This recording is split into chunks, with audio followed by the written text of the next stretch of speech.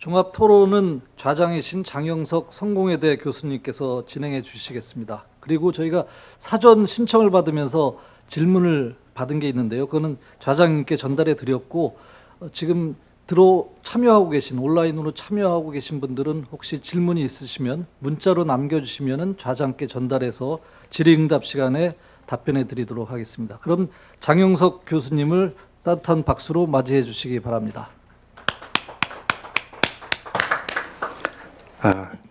포스트 코로나 시대 한중 디지털 전환과 노동 종합 토론 시간을 갖도록 하겠습니다. 저한테 주어진 시간이 3시 45분부터 4시 45분까지 1시간 동안 종합 토론을 하고 4시 45분부터 5시까지는 질의응답 시간을 갖도록 하겠습니다. 저는 사회를 맡은 성공회대학교의 장영석 교수입니다. 오늘 패널로 참석을 해주신 분이 네 분이 계신데요. 황경진 중소기업연구원 연구위원이 나와 계십니다. 그리고 지금 온라인으로 연결이 되어 있는 분이 권구형 주중 한국대사관 고용노동관이 계십니다. 그 다음 정규식 원광대학교 연구교수님 나와 계십니다. 그리고 박정훈 라이더 유니온의 노동조합 위원장이 나와 계십니다. 앞에 주제 발표를 우리가 4개를 들었는데요. 한중 각각 2분씩 발표를 하셨습니다. 지금 발표의 내용은 이렇게 간략하게 요약을 할 수가 있겠습니다. 신경제의 한중 간의 신경제의 발전 상황을 살펴보고 그 다음에 플랫폼 노동의 특징에 대해서 살펴보았습니다. 그리고 플랫폼 노동의 현황에 대해서도 공히 같이 살펴보았습니다. 마지막에 노동 보호와 관련된 정책에서는 정책 또는 입법과 관련된 내용에 대해서는 중국 측의 발표자들께서는 정책에 초점을 좀 많이 맞춘 것 같습니다. 한국의 두 분께서는 두 분 다 법학 전문대학교의 교수님이어서 노동보호법, 사회보장과 관련된 법에 초점을 맞추었고 발표의 내용 가운데에는 약간은 좀 레디컬한 내용들도 포함이 되어 있는 것 같습니다. 관점에 따라서는 한국에서 노동보호법이라든지 사회보장법과 관련된 플랫폼 노동에 대한 접근의 방법에서는 전통적으로 플랫폼 노동을 근로자와 자영업자 사이에 있는 중간 범주로 보면서 접근을 할 것인지 아니면은 새로운 범주로 보면서 완전히 새로운 법 체계를 만들 것인지에 대해서는 논쟁의 여지가 상당히 많은 내용을 담고 있다고 판단이 됩니다. 이 점을 염두에 두고 각각 패널께서는 약 10분 정도씩 코멘트 시간을 갖도록 해주시고 그리고 우선은 오늘 발표를 하신 네 분의 선생님들께서 코멘트에 대한 답변의 시간을 갖도록 하겠습니다.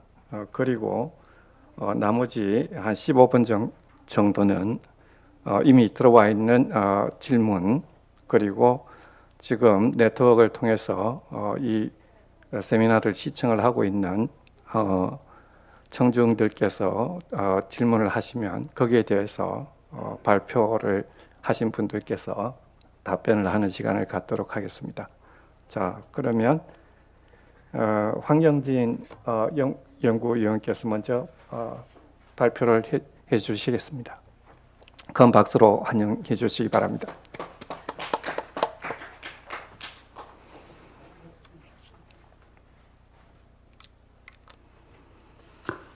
네, 반갑습니다. 방금 소개받은 중소기업 연구원 황경진입니다. 네, 먼저 이렇게 코로나가 또다시 이렇게 조금 더 심각해지면서 이 준비 다중이 모이는 이 회의를 준비하느라 노사 발전대는 굉장히 좀 수고가 많았을 거라고 생각하는데 이렇게 귀중한 자리를 마련해 주셔서 감사드립니다. 그다음에 제가 오늘 방금 그 발제를 해주셨던 박지훈 교수님 발제에 대한 지정 토론을 하게 됐는데요. 박지훈 교수님 발제, 포스트 코로나와 플랫폼 노동자 법적 보호라는 이제 발제문을 이렇게 들었고, 이 교수님 발제문이 또 이 플랫폼 노동자의 법적 보호와 관련해서 새로운 시각을 갖다가 저에게 제시를 해주기 때문에 굉장히 감사하다는 말씀을 드리면서 토론에 임하도록 하겠습니다. 지난 이제 코로나가 한 1년 정도 됐는데요. 처음에 진짜 우리의 일상도 참 많이 바꿔놨다라는 생각이 듭니다. 처음에 이제 이렇게 온라인으로 하는 이런 세미나에 오면 앞에 청중이 없고 카메라가 있어서 굉장히 어색하고 좀 그랬는데 이제 1년 정도 되니까 앞에 청중이 있는 것보다 카메라가 있는 게 오히려 더 자연스럽고 이제 참 우리 일상을 갖다 코로나가 많이 바꿔놨구나 이제 이런 생각을 앞에 앉아서 잠깐 했습니다. 예, 본격적으로 이제 토론에 임하도록 하겠는데요. 일단 디지털 플랫폼을 통해서 업무 수행을 위탁받은 업무 수행을 위탁받아서 단속적으로 업무를 수행하고 그 결과에 따라 소득을 얻는 플랫폼 노동자의 규모가 빠르게 증가를 하고 있습니다. 아까 중국 발제자는 이제 중국 발제자분들께서는 이제 중국 플랫폼 노동에 대한 시장 규모를 말씀해 주셨는데요. 중국에서는 이제 플랫폼 노동의 시장 규모가 취업자의 한 10% 정도 되는 한 7,800명 정도가 플랫폼 노동에 종사하고 있다라고 이렇게 소개를 해주셨는데요. 우리나라 같은 경우에는 이제 고용정보원의 그런 이제 연구 결과에 따르면 취업 인구의 한 2% 정도, 즉 우리나라에서는 한 47만 명에서 54만 명 정도가 이 플랫폼 노동에 이렇게 종사를 하고 있는 것으로 나타났고요. 그러나 이런 플랫폼 노동의 종사자들은 이 디지털 기술의 발전과 그 다음에 코로나19 이후에 비대면 노동 및 산업의 확산 추세를 감안하면 더욱더 이렇게 증가하지 않을까라는 생각이 듭니다. 참고로 이제 또 중국에 관련해서 좀 자료를 찾아봤더니 중국은 이제 배달 종사자들만 해도 두 개 큰 이 배달 앱이 있는데 하나는 이제 메이투안이고 하나는 얼로마인데 이 두 개 각각 300만 명씩 그래서 총 한 600만 명이 이 두 개 회사에서만 이 종사를 하고 있는 것을 확인할 수가 있었습니다. 그리고 이 동시에 이 코로나19 팬데믹으로 원래 안정적인 일자리에서 일하고 있는 사람들이 밀려나서 플랫폼 노동자들은 더 이렇게 증가할 것으로 예상되고 있기 때문에 이들에 대한 어떤 법적 보호, 그 다음에 사회 안정망 마련이 시급하다고 할 수 있겠습니다. 그러나 이제 현실에서 보면 플랫폼 노동의 근로조건은 이제 굉장히 열악하고, 그 다음에 이제 종사자 3명 중에 2명은 현재 일에 대해서 좀 불만족하다라는 이제 그런 연구 결과도 있습니다. 그다음 사회보험의 그런 이제 가입률을 보더라도 이 플랫폼 노동자들은 고용보험은 한 34%, 그다음에 국민연금 한 50%, 그다음에 건강보험 한 70% 정도 가입되어 있는 것으로 나타나고 있어서 일반 근로자들에 비해서 이 사회보험에서도 이렇게 조금 사각지대에 놓여 있는 것을 확인할 수가 있습니다. 이와 같이 이제 우리나라 플랫폼 노동의 특성은 사업주가 굉장히 노화하는 것이고, 그렇기 때문에 노동관계 법령상에 사용자 의무의 수규자가 누군지가 불분명하기 때문에 굉장히 이제 사각지에 처해 있고, 그 다음에 법적 보호가 매우 중요하다고 할 수가 있겠습니다. 플랫폼 노동의 보호 필요성에 대해서 잠깐 이제 말씀을 드리면요, 우리나라 같은 경우에는 플랫폼 노동자의 법적 지위는 계약 형태나 아니면 업무의 수행 방식적 종속성 여부 등에 따라서 이제 세 가지로 이렇게 해석이 되는데요. 첫 번째는 이제 근로기준법상의 근로기준법상의 적용 대상이 되는 이제 임금 근로자로 해석되는 경우도 있고, 두 번째는 아까 박진 교수님 말씀하셨던 것처럼 이제 특보 형태, 유사 근로자 형태로 이렇게 해석이 되는 경우도 있고, 세 번째는 이제 독립사업자, 자영업자로 이렇게 다양하게 해석이 되고 있습니다. 이러한 해석의 차이는 이제 플랫폼이 해당 업무를 단지 중개만 하고 있는지, 아니면 해당 업무를 수행하고 지시하며 평가를 하고 있는지, 아니면 그 평가 결과에 따라서 제재를 하는가 등에 따라서 이런 이제 법적 지위 해석이 이렇게 제각각하게 나오게 됩니다. 그래서 이제 법원은 이제 개별 사례별로, 개별 케이스별로 이렇게 법관이 법적 지위에 대해서 법리 해석이 다 다르게 나타나고 있는데요. 이거는 이제 우리나라만 그런 게 아니라 중국에서도 똑같습니다. 중국에서도 제가 최근에 플랫폼 노동과 관련해서 이 법원의 판단과 관련된 사례를 좀 찾아봤더니 이제 우리와 굉장히 유사하게 플랫폼 노동자와 플랫폼 업체 사이에는 이 노동 관계가 성립되지 않는다라는 판단이 대부분이고, 극소수의 사건에서만 이 플랫폼 노동자랑 플랫폼 업체랑 관계에서 이 노동관계가 인정된다라는 그런 이제 판례는 굉장히 급속수로 있는 것으로 봐 우리나라랑 중국의 이 플랫폼 노동자의 법적 지위는 비슷한 상황이다라고 할 수가 있습니다. 이처럼 이제 일관된 법 해석이 없을 만큼 모든 플랫폼 노동자들을 하나의 법적 지위를 갖는 것으로 보고 정책을 집행하는 것은 굉장히 어려운 상황이라고 할 수 있겠고요. 그렇기 때문에 이제 대부분의 플랫폼 노동자들은 노동법과 사회안정망이 적용이 되지 않는 사각지대에 존재하고 있다고 할 수 있습니다. 이러한 맥락에서 특정 사업주와 근로자 관계를 맺는 계약 관계를 맺는 근로자를 보호 대상으로 하는 현행 사회보험 제도를 전면 개편해야 한다는 논의가 진행이 되고 있습니다. 발제자께서는 이제 플랫폼 노동자의 보호를 위해서는 현행법상 노동법이나 사회보험 관련 법령의 직접 적용이 어려우므로 당사자가 체결하는 계약 내용의 공정성을 높이는 게 우선적 과제라고 이렇게 말씀을 해주셨는데요. 거기에 대해서 저도 적극적으로 이제 동감을 합니다. 그렇지만 이제 현행 이 근로자성 판단 여부에 따라 이 플랫폼 노동자에 대한 법적 보호를 하는 현행의 방식, 즉 이 인적 종속성의 여부에 따라서 이제 이게 해당이 되면 근로자로 보고 그렇지 않으면 이렇게 근로자로 이렇게 보지 않아서 노동 법적 보호를 하지 않는 이런 all or nothing의 방식은 이제 앞으로 나타날 수도 있고 나타나게 될 다양한 노동 형태를 다 포괄하는 것이 불가능하지 않나라는 생각이 들고요. 따라서 법적인 어떤 이제 입법적인 보완은 이제 굉장히 많은 시간이 걸리기 때문에 우선적으로 산업 관계 속에서 이 플랫폼 노동의 생태계를 어떻게 잘 관리해 나갈 것인가가 더 중요한 과제가 아닌가라는 생각이 들었고요. 이런 의미에서 최근에 그런 이제 박준영 교수님 소개해 주셨던 발제문에서 소개해 주셨던 것처럼 4차 산업혁명위원회나 아니면 경사노위, 일자리위원회 등에서 제시한 표준계약서의 작성 및 보급, 그리고 지난 10월 6일 날 있었던 플랫폼 노동 대안 마련을 위한 사회적 대화 포럼 1기가 국내 플랫폼 배달 업계 최초로 노사 자율 협약을 체결한 것은 이제 매우 의미가 크다라고 이렇게 생각됩니다. 그리고 이런 이제 노사가 자율적으로 최초로 이렇게 이제 협약을 갖다가 이렇게 체결을 했는데요. 이 협약이 앞으로 어떻게 잘 이행될 것인지 이렇게 앞으로 계속 이렇게 모니터링 해 나가는 것이 좀 더 중요한 과제라고 생각되는데, 이와 관련해서 요즘에 자주 언급되고 있는 이 프로토콜 경제가 새로운 대안으로 역할을 잘 해낼 수 있지 않을까라는 생각이 듭니다. 저도 제가 이 문과생이라서 이게 조금 블록체인 기술에 대한 이해가 없는데, 이 프로토콜이라는 것 자체가 이제 어떤 이제 새로운 규약을 통해서 이 참여자들이 어떤 질서를 만들어 나가고 새로운 생태계를 만들어 나가는 것이니까, 이 블록체인 기반으로 한 기술을 이용하면 이 플랫폼 경제에 모여 있는 개체들이 서로 합의를 해서 어떤 규칙을 정하고 그것에서 이제 발생하는 이익을 갖다가 공정하게 이렇게 나눌 수 있는 이제 그런 경제를 갖다가 이렇게 프로토콜 경제라고 정의를 하고 있는 것 같은데요. 이런 이제 이 플랫폼 노동에서 이런 프로토콜 경제가 만약에 활용이 된다면 지금보다 좀 더 근로자들이 공정한 대가를 받을 수 있을 것 같고, 그다음에 아까 중국에서 이제 우충진 교수가 이제 그렇게 소개를 했었는데요. 중국의 근로자들 같은 경우에는 아직까지 산재보험은 아닌 것 같은데요. 산재보험은 우리랑 같이 존속성 문제가 있어서 중국 근로자들도 산재보험에 이렇게 가입하는 형태는 아닌 것 같은데, 그렇지만 아까 소개에 의하면 이 근로자들이 한 건당 주문을 받으면 그 한 건당으로 이렇게 상업보험에 보험료가 지불되는 형태로 지금 이 중국 플랫폼 노동자들, 배달 노동자들의 어떤 산업 안전과 관련된 보호를 하고 있다라고 소개를 해주셨는데, 우리나라에서는 아직 이거와 관련해서는 지금 논의가 이렇게 크게 이렇게 발전하고 있지 않는 것으로 알고 있는데요. 이 플랫폼 프로토콜 경제가 도입이 되면 이런 이제 산재보험과 관련된 존속성 문제도 조금 해결이 되지 않을까라는 생각이 들었습니다.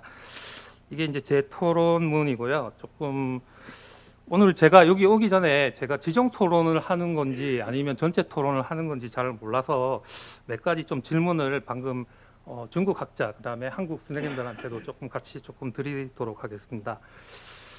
일단 이제 한국 선생님들한테, 박준 교수님한테 특히 조금 중국 학자들의 발표를 들으면서 조금 우리가 조금 참고해야 될 상황이 어떤 것들이 있었는지와 관련해서 조금 질문을 드리고 싶고요. 그다음에 이제 우칭진 교수나 안 그러면 장 교수님한테 조금 드리고 싶은 질문은요. 지금 중국 같은 경우에는 이제 아무래도 일자리가 중요한 문제다 보니까 이런 플랫폼 노동이라는 유연한 일자리를 통해서 일자리를 갖다가 지금 지키고 있는 것 같은데요. 그렇기 때문에 이 중국 정부의 정책 자체가 이 플랫폼 고용이나 플랫폼 노동에 대해서 방관하거나 장려하는 그런 형태를 보이고 있는데, 향후에 이 플랫폼 노동에 대해서 중국 정부가 어떤 태도를 갖다가 가져갈 건지와 관련해서 조금 이야기를 해주시면 좋겠고요. 어떤 모습으로, 향후에 어떤 모습으로 규제를 해 나가는지와 관련돼서 조금 소개를 해 주셨으면 감사합니다. 그리고 우리나라 같은 경우에는 이제 아까 말씀드렸던 것처럼 노사가 자율적으로 이 플랫폼 노동에 종사하는 노동자들이 노동자랑 플랫폼 노동자들이랑 그다음 플랫폼 산업에서 이 노사가 자율적으로 협약을 맺었는데요.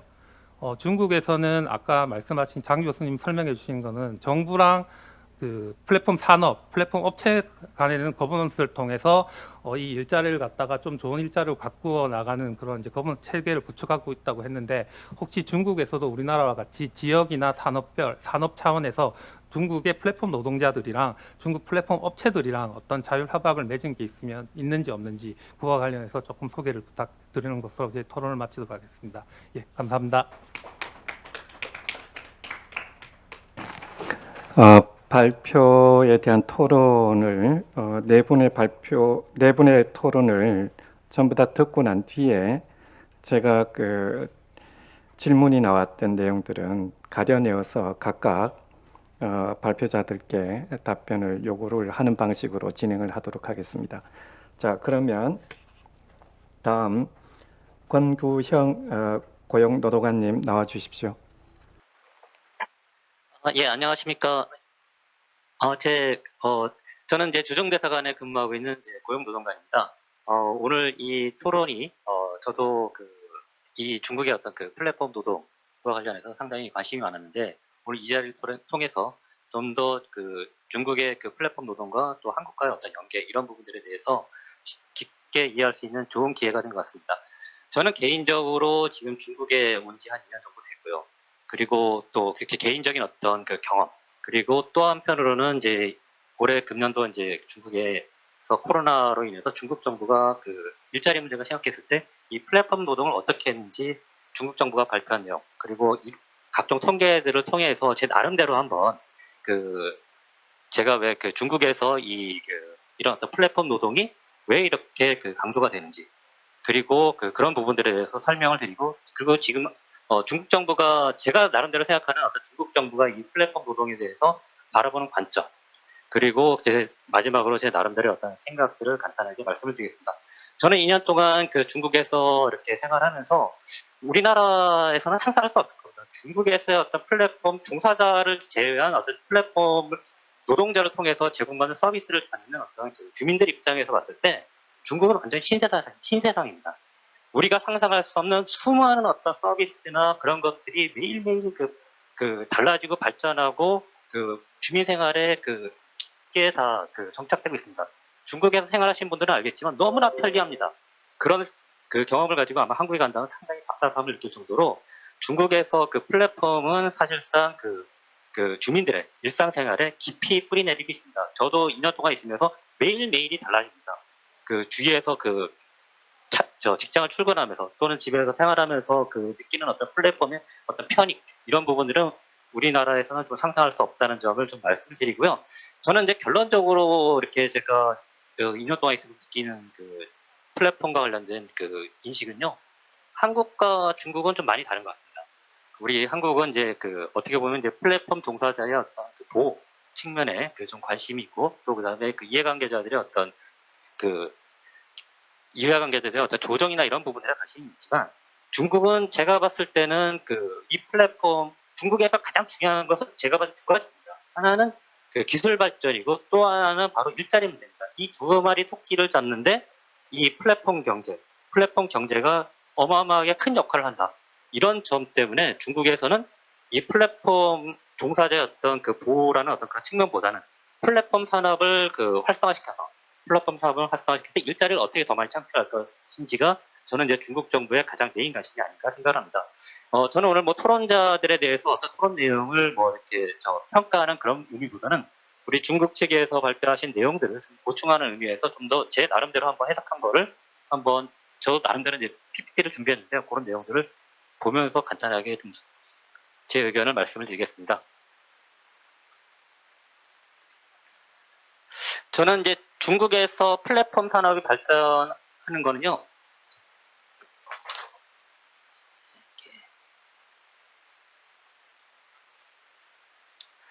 크게 이제 두 가지 측면이 있다고 생각합니다. 하나는 뭐 기술 발전 말씀을 드렸는데요.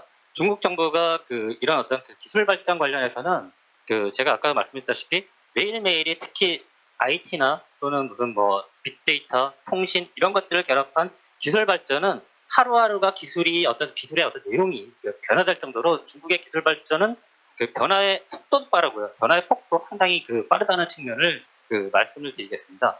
먼저 이거 말씀드리기 전에 아까 우리 중국 측 교수님께서 말씀하신 뭐 여러 가지 개념들이 나왔는데 아마 헷갈리실 것 같아서 제가 나름대로 한번 정리해봤습니다. 중국에서 보통 유연 취업이라는 얘기를 많이 쓰는데요. 유연 취업에는 크게 세 가지가 있습니다.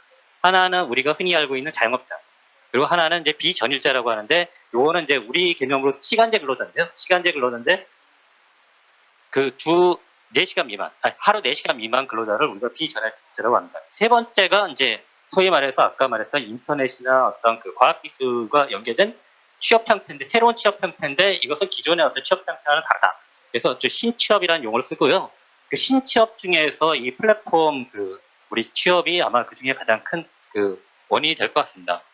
그래서 이제 크게 이제 중국 정부가 이제 보통 얘기합니다. 이 플랫폼, 이 신취업은 사실상 일자리 창출하는 문제뿐만 아니라 소위 이제 취업 종사자들의 어떤 소득 수준을 높여준다. 이런 얘기를 중국 정부가 많이 하는데 실질적으로 맞습니다. 그래서 그 부분에 관해서 제가 한번 좀 더 통계를 가지고 한번 자세히 한번 살펴볼 텐데요. 먼저 이제 소득적인 측면으로 말씀을 드리면 이제 뭐 지난해 연말에 이제 중국 정부가 1인당 GDP가 이제 1만 달러를 초과했고 오늘은 아마 뭐 선전이 3만 달러를 초과했다고 그런 발표가 있었지만 중국도 마찬가지로 소득 불균형이 상당히 심각합니다.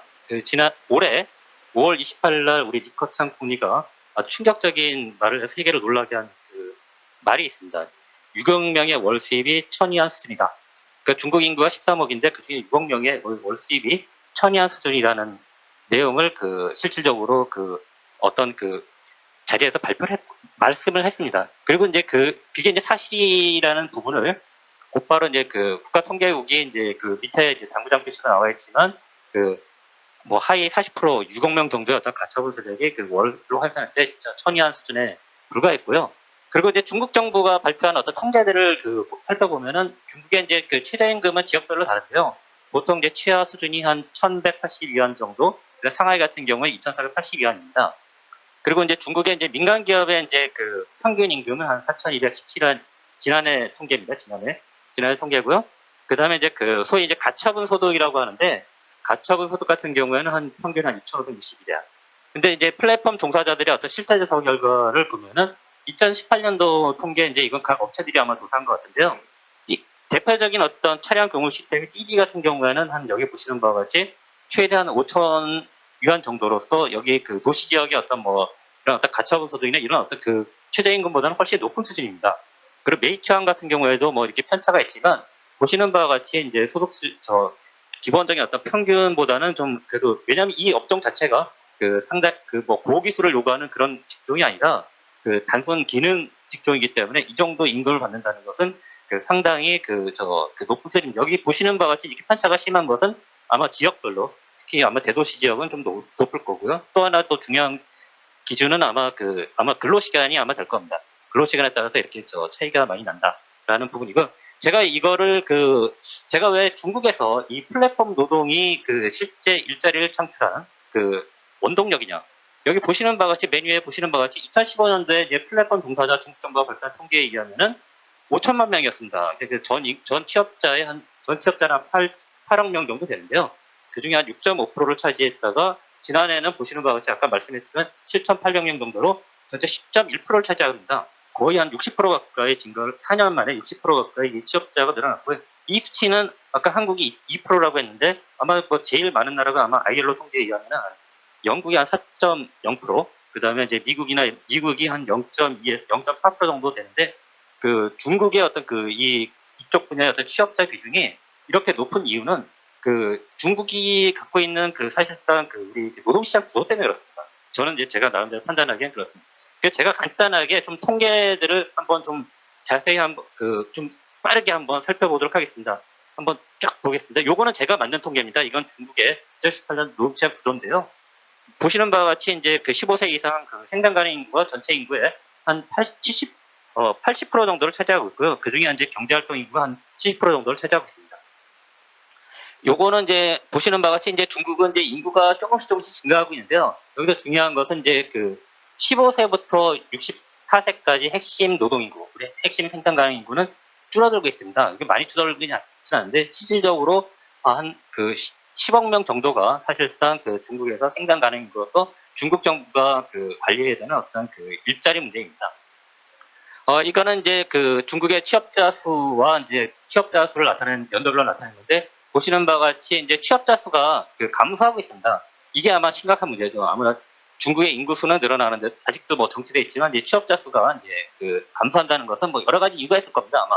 아마 뭐 경제 성장도 과거 뭐 10% 이상 그 고호 성장에서 이제 중위의 성장으로 지금 이제 경제 성장이 그 낮아지고 있고 그리고 실질적으로 그 특히 코로나를 거치면서 중국의 올해 경제 성장이 한 2% 정도 예상하고 있는데요. 지난해는 한 5% 정도 됐고 이 경제 성장이 그 저하됨에 따라서 일자리 창출 동력이 저하됩니다. 그리고 또 하나 이제 산업 구조 자체가 그 과거처럼 이제 세계 공장이라고 했잖아요, 중국이. 그렇지만 이제 지금은 이제 그 실질적으로 어떤 경제 성장이 이루어지는 만큼 중국도 마찬가지로 일자리 수가 그만큼 안 늘어나고 있습니다.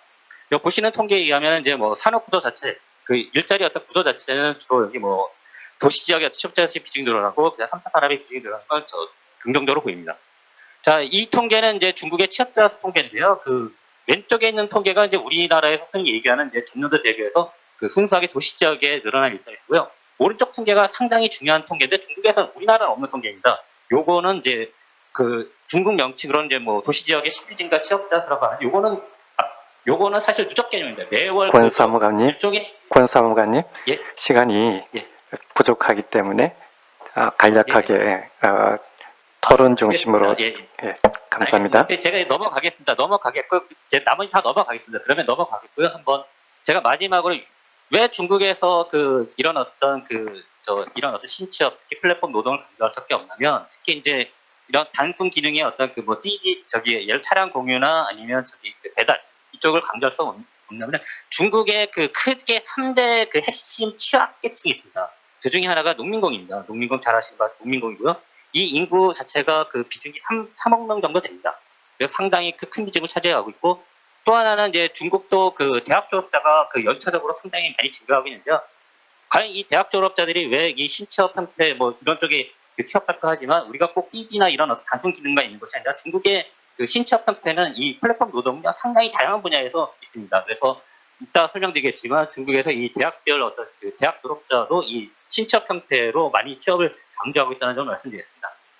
자, 중국 정부의 어떤 신취업 지원 정책 아까 계속 말씀 있었는데 기본적인 어떤 중국 정부의 인식은 이렇습니다. 아까 말했지만 이 산업을 육성을 해서 이쪽에서 일자리를 많이 창출해야 된다. 한국과 근본적인 차이점은 여기 나와 있는 것처럼 중국은 이 신취업의 어떤 발전을 저해하는 규제나 감독이나 이런 것들을 최소화해서 신취업이 출현하고 이것이 발전하는 것을 저해하는 각종 제약 요소들을 제거하는 쪽에 오히려 관심이 많습니다. 여기 나와 있는 내용들이 다 그런 내용들이고요. 두 번째는 이제 이런 어떤 새로운 어떤 취업 형태가 생겨났으면 그 인력들이 실질적으로 취업할 수 있도록 직업과 관련된 신직업을 발표해서 직업과 관련된 표준을 만들고 그다음에 인력들을 양성하고 세 번째는 실질적으로 그 사람들이 그 분야에서 취업이 원활하게 이루어질 수 있도록 그런 어떤 사회 서비스를 강화하는 내용입니다. 아마 여러분들이 이제 오늘 논의 중에 이제 관심이 많은 부분이 이제 사실 이 보호 문제인데요. 사실 여기 이제 제가 요거는 좀 자세하게 말씀을 드리겠습니다. 그대로 말씀을 드리겠습니다. 중국 정부가 지금 플랫폼 노동 종사자에 대해서 보호와 관련돼서 인식 수준이 이런 것 같습니다. 우리나라와 달리 여기 보시면 이제 첫 번째가 이 플랫폼 노동자의 어떤 기본적 권익과 관련해서 연구하고 정책을 개발하겠다라는 입장이고 아직 뭐 이 부분에 관해서 구체적인 어떤 구체적인 보호 정책을 내진 않았습니다. 현재는 이런 단계고요. 또 하나 이제 아까 그 실제 어떤 그 플랫폼 종사자와 그 다음에 플랫폼 업체와의 어떤 그 관계와 관련해서도 여기 나와 있는 것처럼 자율적인 어떤 그 플랫폼 그 기업과 그 다음에 노동자 간의 자율적인 어떤 협상을 통해서 기본적인 노동 조건을 정하도록 하는 것이고요. 그리고 업종별 또 지역별 나와 있는 아까 공예와 그다음에 그 플랫폼의 업종별 협회와 그 어떤 그 협상을 통해서 마찬가지로 그 기본 표준되는 어떤 그 노동 조건을 정하라고 하는 것이 사실상 어떻게 보면 중국 정부의 기본적인 현재까지의 어떤 플랫폼 종사자와 관련된 현재 상태라고 볼 수 있겠습니다. 그리고 마지막으로 이제 제가 이제 뭐 간단하게 이제 제 인식을 말씀을 드리면 이제 중국의 플랫폼 경제가 앞으로도 계속적으로 발전할 것인가 관련해서는 사실상 이제 저는 이제 이렇게 생각을 합니다. 기본적으로 중국의 어떤 플랫폼을 통한 일자리 창출에 저는 기본적으로 한계가 있다고 생각을 합니다. 왜냐하면 대부분의 어떤 플랫폼은 기존의 오프라인에서 이루어지는 어떤 플랫폼을 온라인으로 바꾸는 문제이기 때문에 그 과정, 사실상 일자리가 전환되는 문제가 있지, 일자리가 신규로 크게 확대되는 문제는 아니다. 라는 문제가 있고요. 또 하나는 이제 플랫폼에 따라서 여러 가지 중국 정부 아까 말씀했다시피 처음에는 규제를 하지 않지만 그거에 따라서 문제점이 상당히 여러 가지 나타나고 있습니다. 그런 측면에서 봤을 때 사후적으로 지금 중국 정부가 플랫폼에 대한 어떤 규제를 강화하는 정책들을 지금 지속적으로 벌이고 있습니다. 최근에 이제 지난달에 소위 말해서 중국에서 이제 플랫폼 경제의 어떤 가장 큰 문제는 플랫폼은 기본적으로 독과점화 될 수밖에 없습니다. 그래서 독과점에 따른 어떤 폐해를 방지하기 위해서 시장관리총국이 지난달에 소위 플랫폼 경제 독과점 방지 지침을 지금 현재 만들어 갖고 지금 의견 수렴을 거치고 있고요. 그리고 어저께 나온 얘기지만 실제 이제 플랫폼이 기존 산업을 대체한다고 하는 말씀드렸죠. 기존의 어떤 오프라인을 통해서 하고 있던 예를 들어 찌찌 같은 경우에 찌찌가 이번에 새로운 어떤 소위 말해서 새로운 어떤 사업 모델을 개발했는데 택시 관련 연합회가 그 부분에 관해서 문제 제기를 해서 지금 현재 분쟁이 붙어 있는 그런 상태고, 또 예를 들어서 지금 우리 중국에서는 가장 지금 이와 관련해서 제일 발달되어 있는 부분이 이제 소위 배달인데요. 배달 관련해서 지금 중국 정부도 이제 환경과 관련된 규제가 지금 실질적으로 상당히 많이 강화되어 있습니다. 국경만 하더라도 지금 현재 쓰레기 분리수거를 강요하고 있고요. 그다음에 일회용 어떤 제품들 사용을 억제를 하고 있습니다. 이런 부분들이 실질적으로 이제 배달이나 이런 데까지 보면은 노무관님, 이제 정리를 좀 해주시죠. 네. 마무리 짓겠습니다. 예. 그래서 이런 부분 관련해서 중국에서도 어떤 이 플랫폼과 관련된 어떤 발전이나 이런 부분들이 지속적으로 발전하겠지만 좀 한계가 있지 않나 이런 생각이 들었습니다. 오늘 제가 시간 관계상 제가 하고 싶은 많은 말씀 못 드렸지만 어쨌든 저도 앞으로도 지속적으로 이 플랫폼과 관련해서 직접 관심을 가지고 한번 살펴보도록 하겠습니다. 감사합니다. 자, 노무관님이 파악을 하고 계신 중국 현실에 대해서는 중국 학자분들께서 좀 답변을 하셔야 될 지점들이 몇 가지가 있을 것 같습니다. 특히 중국 발표자께서는 질문을 이렇게 좀 이해를 해주시고 답변을 준비를 해주시면 고맙겠는데요. 우선은 중국이 신규 일자리 창출에 정부가 대단히 초점을 많이 맞춘 노동 정책을 펴고 있기 때문에 노동 보호에 대한 플랫폼 노동에 대한 보호에 대한 정책이라든지 법규의 동향은 상당히 좀 발견하기가 힘들고 여전히 연구 개발 쪽에 초점이 맞춰져 있지 않나 이런 질문입니다. 그래서 이 문제에 대해서는 중국 측 학자분들께서 답변을 좀 준비를 해주시면 고맙겠고요. 기왕에 나중에 답변을 하실 때 올해 신규 일자리 창출의 목표가 리커창 총리가 제시한 목표는 아까 노무관님이 제시한 표에도 나와 있지만 900만 명인데 3, 4분기에 이미 거의 900만 명에 도달하는 목표를 세운 것으로 알고 있습니다. 그래서 지금 초과 달성 여부는 어떻게 되는지에 대해서도 좀 답변을 좀 준비를 해주시고요. 그 밖에 대해서는 시간을 보고서 조금 더 질문을 할 수 있도록 했으면 좋겠습니다. 자, 그 다음에 정규식 선생님께서 토론을 해주시겠습니다. 박수로 맞아주시기 바랍니다.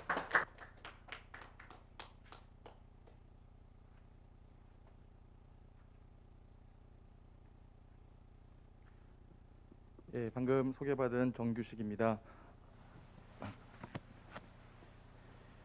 예, 오늘 귀한 자리에 초대해 주셔서 한중 전문가로부터 한중 코로나 시대의 디지털 전환과 노동 관련된 좋은 공부를 많이 했습니다. 특히 오늘 제가 이제 토론을 지정 토론을 맡은 분은 우칭진 교수님의 발표에 대한 토론을 맡았는데요. 지금 시간 관계상 바로 토론으로 진행을 하도록 하겠습니다. 중국 플랫폼 노동 현황 및 노동 정책 발전 전망에 관련된 발표를 잘 들었고요. 발표에서 볼 수 있었던 것처럼 중국에서도 한국과 마찬가지로 이제 디지털 기술의 발전에 따라서 신경제 분야가 급속하게 발전을 하고 있고 또 이에 따른 플랫폼 노동과 같은 새로운 유형의 노동 관계가 급속도로 증가하고 있음을 확인할 수 있었습니다. 한국도 마찬가지지만 이제 이에 따른 사회적 문제도 심각하게 발생을 하고 있는데요. 특히 이 중국에서 2017년 3월에서 5월에 북경시 총공회의 노동운동사와 노동보호연구실 그리고 북경시 인터넷 업종 공예연합회 등이 이 플랫폼 노동자의 권익 현황에 대해 수행한 조사를 제가 볼 수가 있었는데요. 그 조사에 따르면 수입의 불안정과 안전 문제, 그리고 사회보험 미가입 문제, 그리고 직업의 불안정성 등이 중요한 쟁점으로 제기가 되고 있습니다. 이와 관련해서 이제 몇 가지 좀 질문을 좀 드리려고 하는데요. 첫 번째는 이 플랫폼 노동자를 포괄할 수 있는 사회보험 체계의 수립이라고 하는 것이 중국에서 현재 어떻게 논의가 진전되고 있고 또 현황은 또 어떻게 되고 있는가를 좀 질문을 드리고 싶은데요. 오늘 발표에서 이제 디디 플랫폼에서 좀 진행되고 있는 사회보험 관련된 문제를 조금 언급을 해주셨는데 좀 더 종합적 차원에서 이 사회보험 체계의 수립이라고 하는 것이 좀 어떤 방향으로 전개가 되고 있는지에 대한 선생님의 의견을 좀 더 듣고 싶습니다. 두 번째는 이 새로운 노동 형식에 대한 법제도 및 권익보호 시스템 구축과 관련된 문제입니다. 중국에서 이제 가장 중요한 것이 노동자 권익과 관련해서 노동법과 노동쟁의 조정 및 중재법인데 플랫폼 노동자 같은 경우에는 노동자에 대한 명확한 법 규정이 없기 때문에 이 노동자 권익 보호에 대해서 상당히 어려움을 겪고 있는 것으로 알고 있습니다. 특히 이제 디지털 기술의 발전과 공유 경제의 확산으로 인해서 노동 시장에서는 이미 겸직 경업이라고 하는 것이 성행을 하고 있는데 이와 관련된 법률적 보호 체계가 아직 좀 미비한 부분이 있지 않는가라고 하는 질문을 좀 드리고요. 또 이로 인해서 파생되는 노동 문제에 대해서도 현행 법률과 법규가 효과적으로 대응할 수 없는 실정이다라고 하는 연구 결과가 많이 나오고 있는데 이와 관련된 중국 정부의 대응 정책은 어떤 것들이 있는지 좀 더 구체적으로 설명을 해주시기를 부탁드립니다. 세 번째는 이 플랫폼 노동에 대한 노동 감독과 쟁의 조정 및 중재의 난점이라고 하는 부분인데요. 플랫폼 노동이 급속도로 증가하면서 이들에 대한 이 노동 감독 및 노동쟁의 중재와 또 조정 정책의 수립도 중국에서 시급한 상황으로 이야기가 되고 있습니다. 특히 플랫폼 노동의 특성상 복잡한 고용 방식과 그리고 유동적인 노동 장소 및 노동 시간의 제약으로 인해서 이들의 노동 조건에 대한 실질적인 감독이 쉽지 않은 상황입니다. 그리고 기존 고용 방식과는 다른 예컨대 인터넷 플러스 취업이라고 하는 형태가 증가하면서 플랫폼 조직 및 기업과 그리고 노동자 사이의 쟁의도 점차 증가하고 있는 상황입니다. 그렇지만 이제 현행 노동법규로는 이러한 쟁의의 성격에 대한 규정이나 그리고 처리 자체가 매우 어려운 상황이다라고 나와 있는데요. 이에 따라 최근 중국 정부에서도 플랫폼 노동과 같은 새로운 형태의 노동 관계에서 발생하는 이 노동 쟁의를 처리하기 위한 새로운 정책들을 많이 강구하고 있는 것으로 알고 있습니다. 특히 2019년 8월 26일에 인력자원과 사회보장부에서 효율적인 노동쟁의 조정 시스템의 구축을 위해서 이러한 문건을 발표했습니다. 인터넷 플러스 조정 서비스 플랫폼 설립에 관한 통지라고 하는 문건을 발표를 했는데요. 이에서 좀 알 수 있듯이 이 온라인 조정 중재 플랫폼 구축은 이 정보화 기술과 그리고 노동쟁의 조정 업무의 융합으로 인해서 지속적으로 강조가 되고 있는 정책이다라고 알 수 있을 것 같습니다. 그런데 이제 이러한 정책의 구체적인 실행 과정에서 나타난 효과라든가 그리고 한계에 대해서 좀 더 설명을 해주시면 저희가 이해하는데 조금 더 도움이 될 것 같습니다. 다음으로는 이제 발표 내용 중에 조금 더 추가로 보완해서 설명해 주시기를 바라는 부분들이 몇 가지가 있는데요.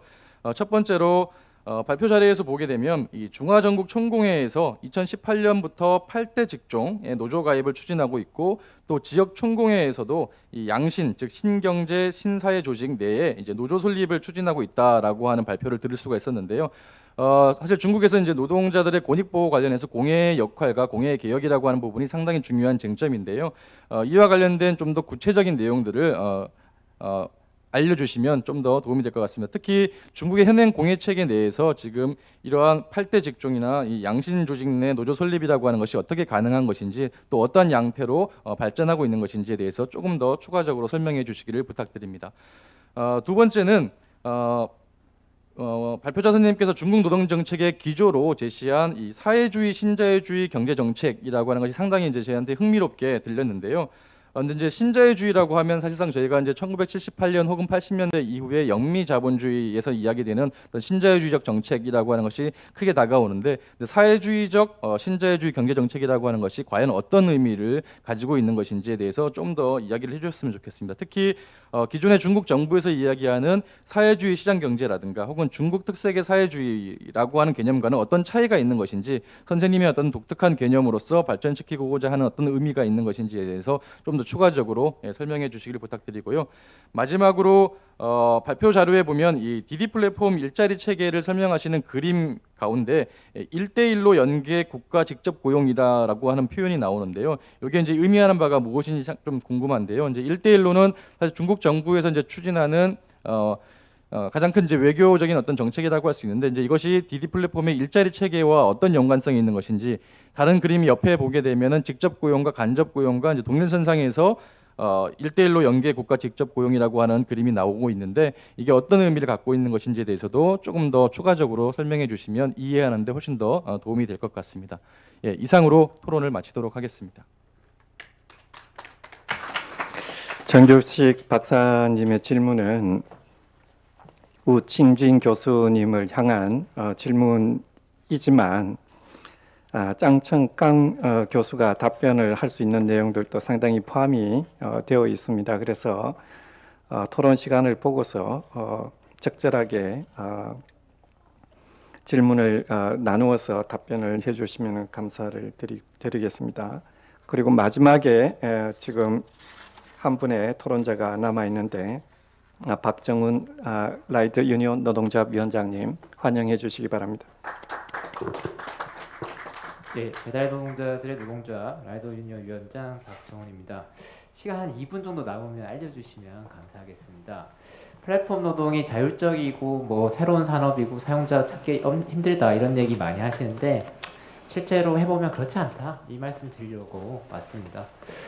넘어가면요, 이게 저희가 배달의 민족이라고 하는 것은 사실 주문중개앱인데 배달 대행을 좀 소규모로 하고 있습니다. 2019년까지만 해도 여기 보시면은 앱에 접속했을 때 지각하거나 조퇴하거나 무단 결근 혹은 배달 구역을 벗어나면은 배달 한 건당 300원의 벌금을 매기겠다라고 경고를 하고 있는 겁니다. 이거는 뭐 사실상 노동자보다도 훨씬 강한 그 지휘 감독을 하고 있는 거고요.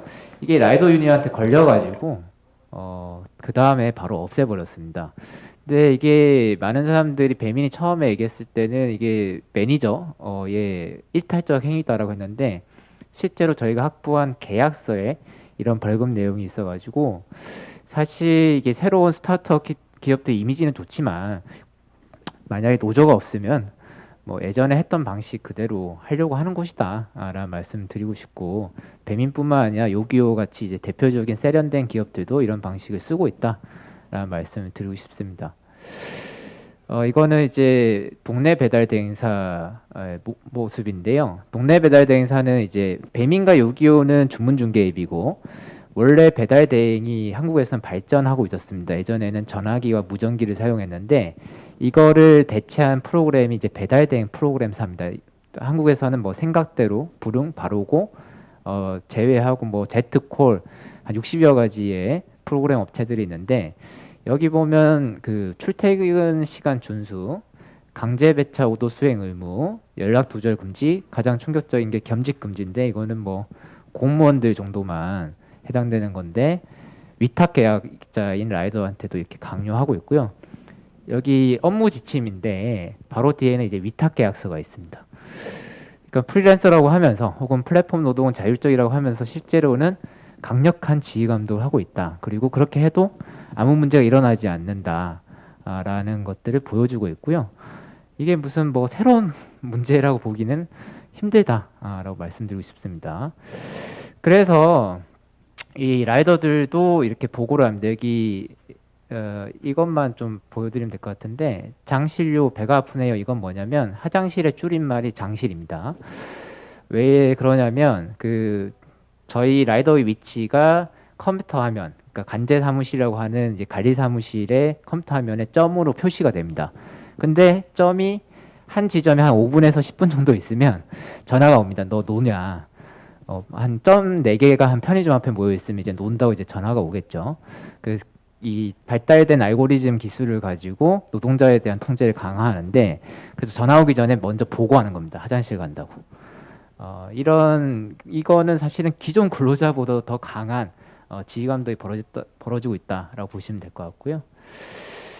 저희가 배민에 대해서 이제 문제 제기를 하니까 알고리즘 시스템을 만들었습니다. 알고리즘 시스템은 이제 강제로 자동으로 배달 음식을 이제 배차하는 방식인데 자율적으로 선택할 수 있다고 얘기합니다. 그런데 실제로 과도한 배차 거절 시 일감이 배차되지 않을 수 있다는 경고가 있고요. 실제로 거절을 하니까 배차가 잘 안 되더라라는 증언들이 계속 벌어지고 있습니다.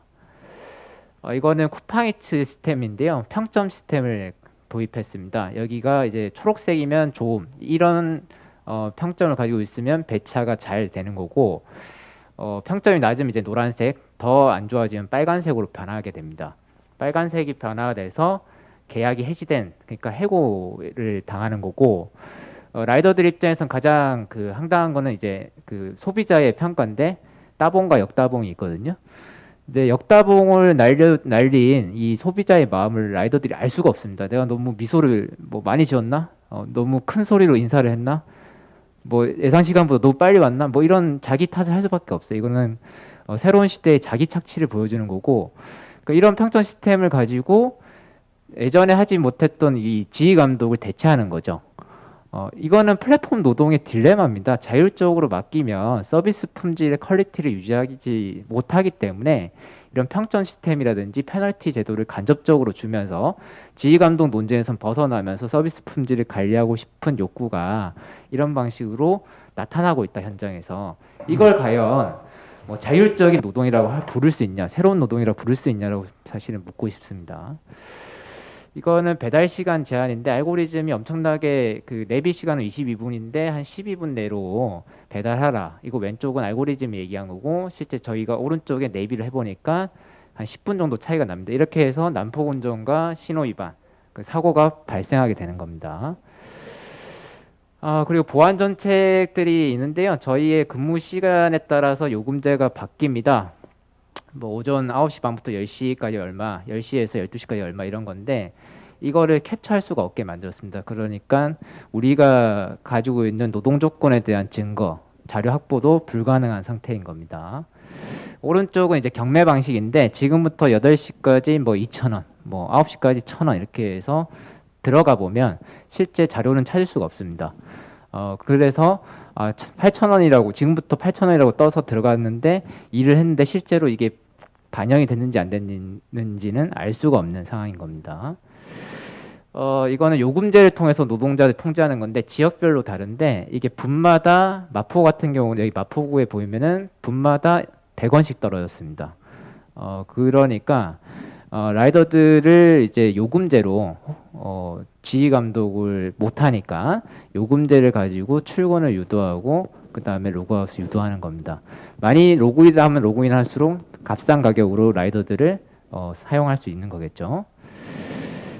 실제 라이더들도 자신의 종속성이 강하다라고 느끼고 있습니다. 이게 라이더들 실태 조사. 위원장님, 예. 시간이 많지가 않기 때문에 예. 라이더에 대한 실태를 예. 중심으로 이야기를. 그러면 이제 네. 마무리하겠습니다. 네. 그래서 저희는 이제 근로기준법을 기준으로 해서 플랫폼 노동자 보호 방안이 필요하다라는 말씀드리고 싶습니다. 이상입니다.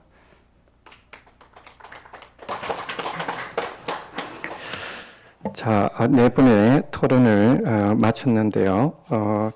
제가 질문을 몇 가지로 좀 가려보겠습니다. 우선은 한국 측 발표자들께서는 중국 측 발표를 듣고 우리가 좀 참고로 해야 될 내용들은 어떤 것이 있는지에 대해서 간략하게 이야기를 좀 해주시고요. 중국 측 발표자들께서는 몇 가지 질문이 나왔는데 우선은 플랫폼 노동의 사회적 협약의 형태가 지금 어느 정도로 추진이 되고 있는지, 또 권익 보호와 관련되어서 권익 보호와 관련해서 이제 입법이라든지 정책의 발전 현황과 관련된 질문이 크게 있었습니다. 정규식 박사님의 내용들은 질문의 내용들은 대부분이 거기에 초점이 맞춰져 있습니다. 그리고 제가 좀 간략하게 질문을 좀 드려보고 싶은 것은 아까도 이야기했듯이 올해 코로나 바이러스 때문에 정책을 원래 확립을 하고자 했던 정책에서 크게 수정이 된 상태에서 5월 달에 전인대가 개최가 되었습니다. 그런데 그 이후에 코로나 상황에 대한 통제를 중국 정부는 어느 정도 하고 있는 상황인데, 실질적으로 통제가 되고 난 뒤에 5월 달에 상정을 했던 목표가 어느 정도까지 좀 진척을 보고 있는 것인지, 여기에 대해서 좀 초점을 맞춰서 답변을 한번 해주시면 고맙겠고요. 시간이 되면 지금 노동정책에 지금 중국의 노동정책이 디지털 경제, 신경제에 초점을 맞추지를 않더라도 14차 5개년 계획이 지금 중국에서 내년부터 시작이 되는데, 14차 5개년 계획의 노동정책에서 가장 핵심적인 이슈는 무엇인지에 대해서도 간략하게 이야기를 해주시면 고맙겠습니다. 자, 그러면 한국 측의 발표자께서 먼저 답변을 해주시면 감사하겠습니다. 박지순 교수님께서 먼저 답변을 좀 해주시죠. 자, 제가 말씀을 드리겠습니다. 잘 들리시나요? 예, 우리 토론자분들의 토론 말씀 잘 들었고, 또 그에 앞서서 중국 측 발제자이신 장청강 교수님과 우칭진 교수님의 아주 그 상세하고도 그리고 또 여러 시사점을 제시해 주시는 좋은 발제를 감사히 잘 들었습니다. 저한테 이제 던져진 질문이 이제 중국의 이 플랫폼 노동, 플랫폼 경제와 플랫폼 노동이 신취업, 신경제, 신취업이라고 하는 이러한 상황들에 대해서 우리한테 어떤 시사점을 줄 수 있는지에 대해서 한번 의견을 제시하라 하는 것이 이제 저에게 주어진 질문인데요. 우선 두 분 교수님의 발제를 통해서 중국의 이른바 신취업 형태, 플랫폼 노동의 규모 그리고 특징들이 상당히 인상적으로 잘 정리가 되고 있다 하는 점을 느낌을 받았습니다. 그 중에서도 근로 조건과 관련해서 정규직보다는 좀 다소 부족하지만 비정규직보다는 좀 더 양호한 나은 그런 소득 수준을 보여주고 있다는 그런 통계 분석도 상당히 인상적이었고, 그리고 공유 경제 모델에 우리로 치면 지역 기반형이 되겠죠. 그런 이 플랫폼 노동자가 10% 정도, 전체 취업자의 10% 정도로 상당히 높은 수준을 차지하고 있다는 점을 알 수가 있었습니다. 특히 이러한 추세는 앞으로도 계속 또 확대될 것이라는 그런 전망도 상당히 인상적이었습니다. 여기에 더하여 프리랜서들의 어떤 창업, 또 이제 스타트업이겠지만 이런 것들도 상당히 이제 늘고 있다 하는 점을 보여준 것 같습니다.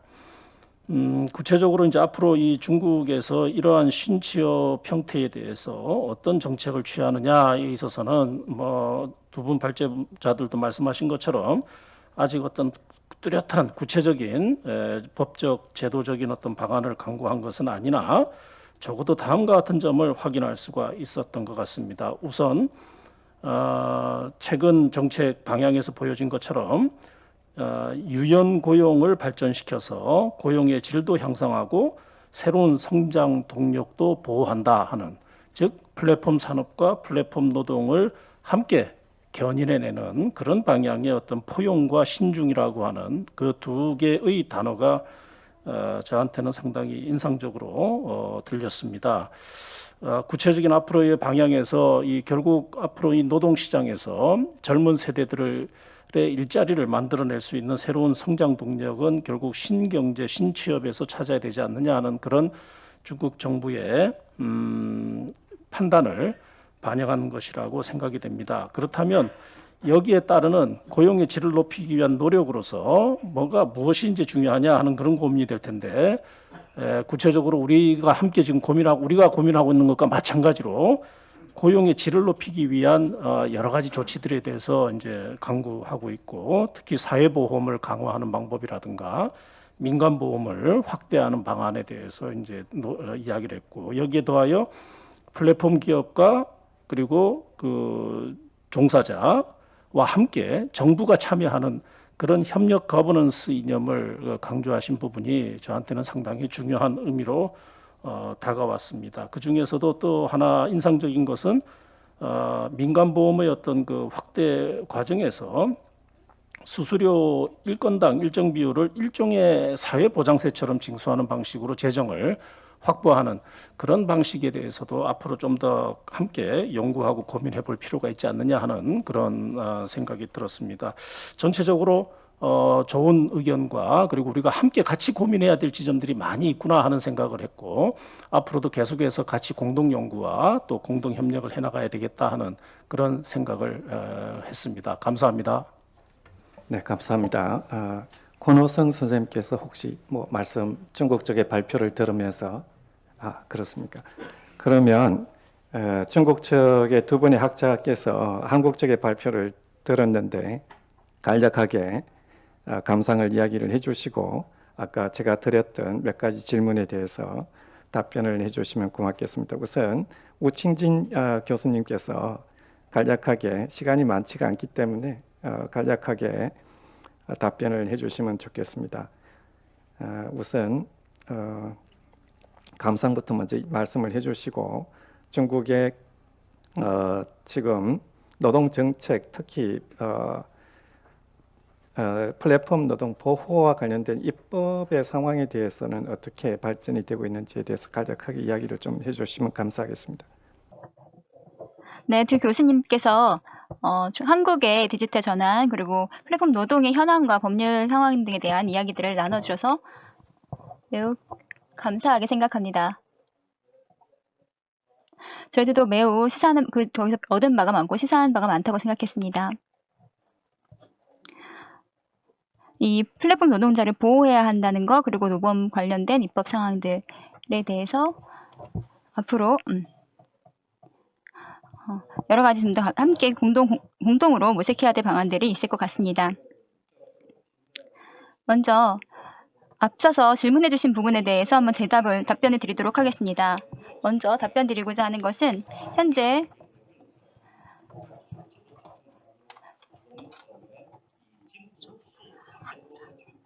저희가 아주 많이 플랫폼 노동자의 그런 입법에 대해서 많은 논의가 있지는 않았습니다만, 저희가 더 많이 논의하고 있는 것은 소비형 그리고 산업형 이 신경제로의 그런 전환에 대한 이야기들이 더 많이 나오고 있습니다.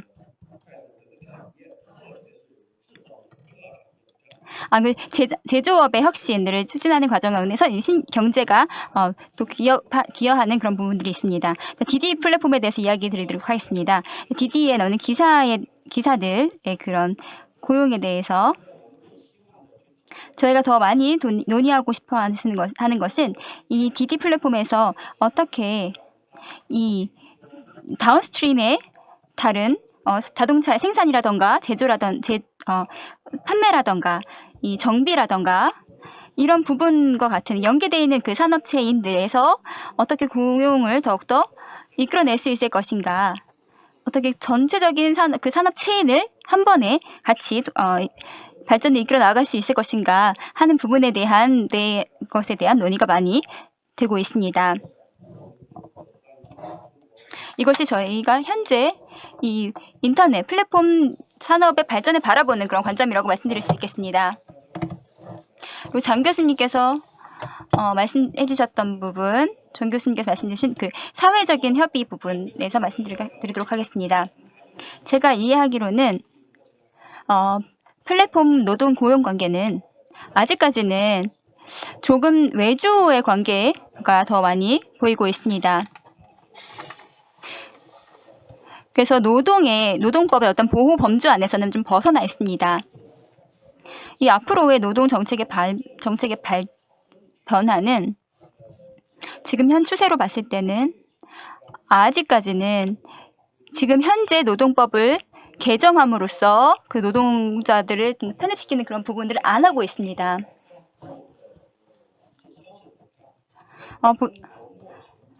인적사회 자원 보장부에 대한 거기서 들은 바에 따르면은 아직까지는 노동의 기준법, 그리고 근로기준법, 노동표준법 이런 부분에 있어서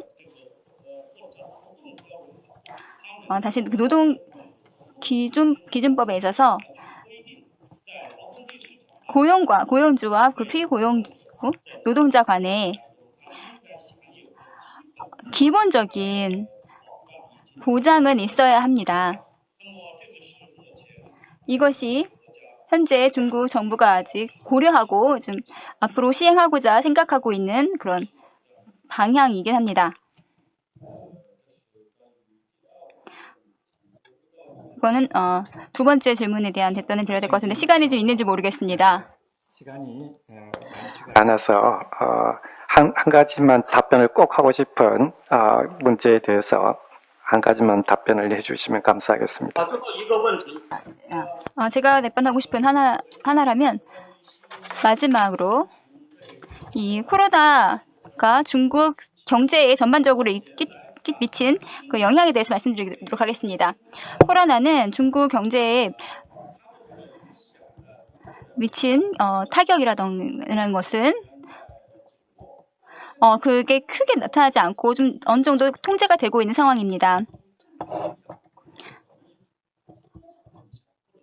아마 수출이나 국제무역, 대외무역 쪽에서의 타격은 있긴 하지만 왜냐하면 전 세계적인 팬데믹 때문에 미국의 수출 제한 같은 것들의 영향을 또 받기 때문에 조금 악화되는 상황이긴 합니다.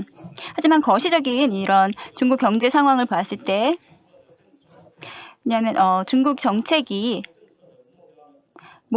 목표들이 어느 정도 조정이 되었습니다.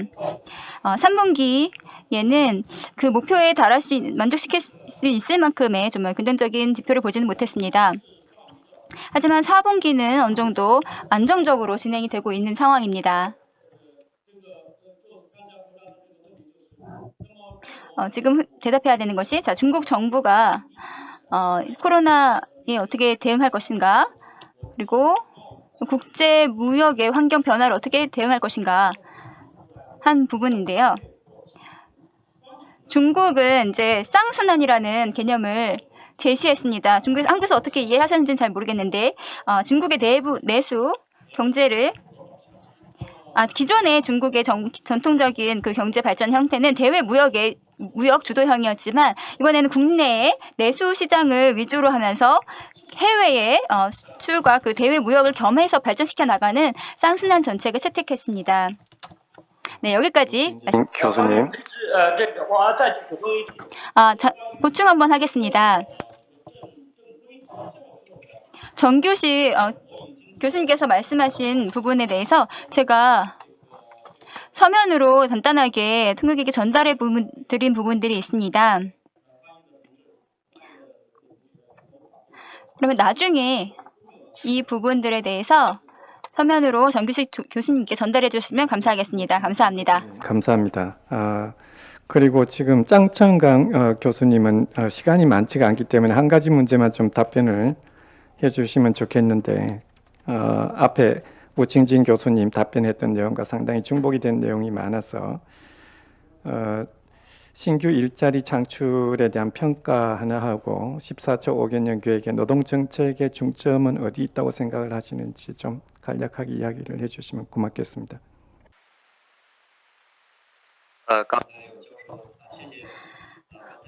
네, 감사합니다. 우 교수님께서 저희 중국의 정책 부문에서 플랫폼 그리고 지금 플랫폼 노동에 대한 부분이 아직 미흡하다라는 말씀하셨는데 좀 정정했으면 좋겠습니다.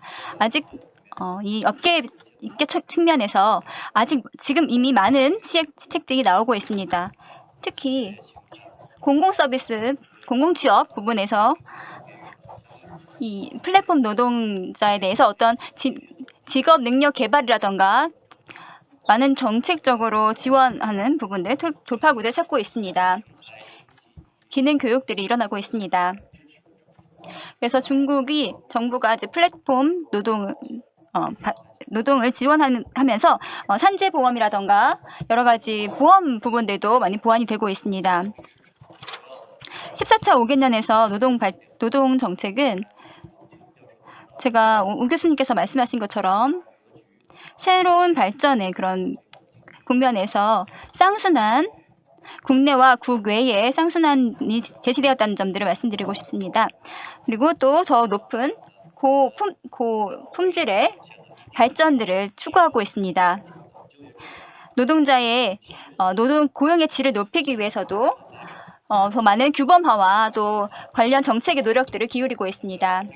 저희 노동시장에서 노동의 그런 분배의 효율을 더 제고시키기 위해서 그리고 노동자들의 가처분 소득을 늘리기 위해서 14차 5개년 계획뿐만 아니라 앞으로 또 미래의 한동안 기간 동안에 노력을 기울일 예정입니다. 감사합니다. 신취업 형태에 대한 중앙정부와 지방정부 차원에서의 지원이 다양한 차원에서 모색이 되고 있다는 말씀으로 알아듣겠습니다. 지금 오늘 세미나를 마감하기 전에 세미나에 대한 사전 질문이 들어와 있는 내용이 있습니다. 크게 세 가지인데요. 여기에 한국 학자분들께서 답변을 할 수 있는 부분들만 좀 답변을 해주시면 감사하겠습니다. 코로나19 이후에 디지털 전환 시 예상이 되는 소통 및 갈등 문제 대응 방안은 무엇인지, 평가제도 개편 시 유의할 내용은 무엇인지 이런 질문이 하나가 있고요. 포스트 코로나 시대 청년 취업과 시장 변화에 대해서 질문을 하는 내용이 하나가 있습니다. 그 다음 코로나19로 인해서 정부 기관의 공장 지침 및 행동 강령과 관련된 사항도 있습니다. 그리고 마지막으로 한국에서는 이 코로나19 이후에 필수 노동자 개념을 도입을 해서 돌봄, 의료, 위생 등 종사자의 처우 개선 제도화를 모색을 하고 있습니다. 그러니까 필수와 비필수로 노동을 구분을 하는 문제 접근 방식에 대해서 지금 어떻게 생각을 하는지에 대해서도 말씀을 간단하게 이야기를 해주시고요. 우한에서는 이 코로나19 이후에 병원 청소 노동자 구인 시 임금을 통상 임금의 2배 정도를 제시하기도 했다고 이분은 들은 바가 있습니다. 그래서 코로나19 이후에 청소 노동자의 위상 및 처우에 대한 간략한 답변 중국 측의 학자분들께서 해주시면 감사하겠습니다. 자, 간단하게 5분 내로 전부 다 답변을 해주시면 고맙겠습니다. 제가 먼저. 네, 권호성 선생님 간단하게 이야기 좀 해주십시오. 첫 번째 질문에 대해서는 일단 코로나19 자체가 문제의 핵심이 아니라 언급한 바와 같이 기술 변화에 따른 일하는 방식의 변화가 문제의 핵심이라고 생각을 합니다. 코로나19는 이러한 변화를 급속화하는 촉매로 기능한 것이 크고요. 향후에는 이제 노동에 대한 통제가 좀 전에 시간에 대한 통제에서 결과에 대한 통제로 패러다임이 바뀌는 것은 불가피할 거라고 생각을 하고, 그런 과정에서 이제 평가제도 같은 경우에도 이러한 점을 반영할 수 있어야 될 것이고, 그리고 한국에서도 오래되었지만 여전히 만만치 않은 그 과제인 직무급제 도입 등 종전의 시간을 근거로 한 이론적인 통제 방식에서 결과에 대한 통제로서의 평가제도 부분을 좀 고려할 필요가 있을 것 같습니다. 코로나19 정부기관 지침 같은 경우에는 일단 이제 한국에서는 코로나19 대응 재택근로 가이드라인 같은 거 정도를 이제 권고적으로 행정 지도로 나온 정도가 있고 입법적인 움직임은 아직 없는 상태이고요. 필수 노동자 문제에 대해서 청소 노동을 포함해서 신종 코로나 이후에도 사회 기능 유지를 위해서 이제 대면 노동을 할 수밖에 없는 근로자들이 있고, 이를 위해서 필수 노동자라는 개념을 용어를 만들어내어서 범정부 차원의 태스크포스를 만들긴 했습니다. 다만 이러한 필수 노동자는 법적 개념은 아니고 약간 레토릭 정도라고 보시면 될 것 같고요. 일단 오히려 이러한 부분들은 이제 그 향후에는 종래 이제 아까 이제 신자유주의 얘기도 나왔지만 시장에 맡겨서 공급을 할 때 노동시장을 규율할 경우 시장 실패가 예견된 영역입니다. 공공에서의 보다 큰 역할을 해야 되는 부분들을 고려할 때라고 생각을 합니다. 그리고 청년 취업 문제 관련된 것 또 어려운 쟁점인데, 한국의 경우 청년 취업 문제가 우호적인 상황은 절대 아닙니다. 상업적 국경이 해체된 21세기 FTA 등으로 이를 기업에만 맡겨둘 경우에는 저절로 해결되지 어렵습니다.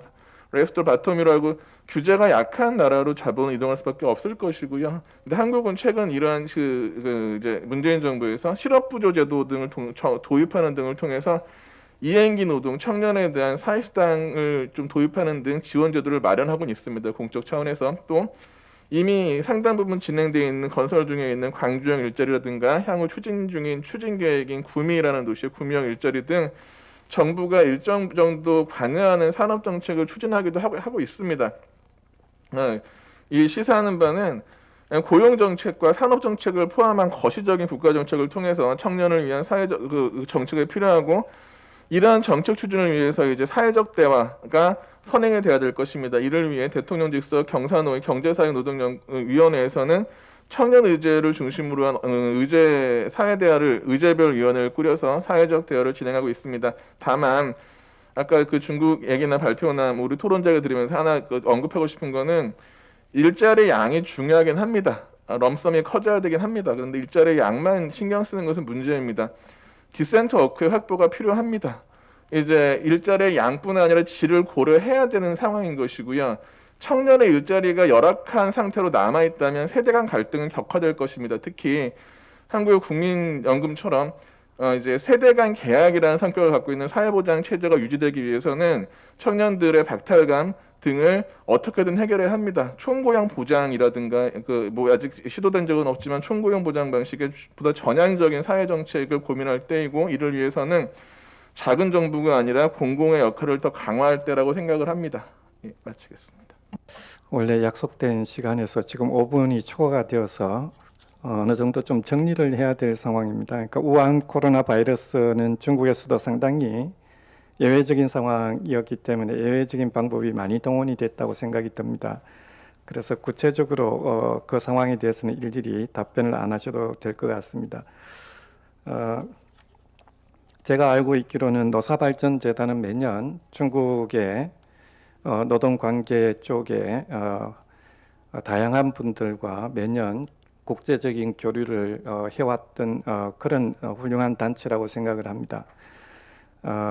그런데 올해는 코로나 바이러스 때문에 그와 같은 인적 교류가 사실상 단절된 상황 속에서 이와 같이 웨비나 형태로 교류를 지속하고 있는 것을 보고서 저는 상당히 이런 엄중한 상황 속에서도 훌륭한 주제를 선택을 해서 국제적인 교류 관계를 지속을 하고 있다는 점에서 한편으로 놀라면서 노사발전재단의 노력에 대해서 깊은 경의를 표합니다.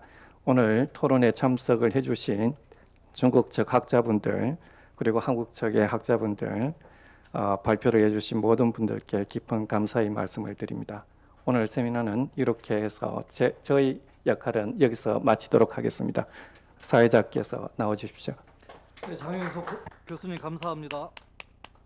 다시 한번 코로나 재확산의 어려운 시기임에도 불구하고 참석해 주신 모든 분들께 감사드립니다. 말씀드린 대로 만족도 조사에 참여 부탁드리겠습니다. 추첨을 통해서 스타벅스 모바일 교환권을 보내드릴 예정입니다.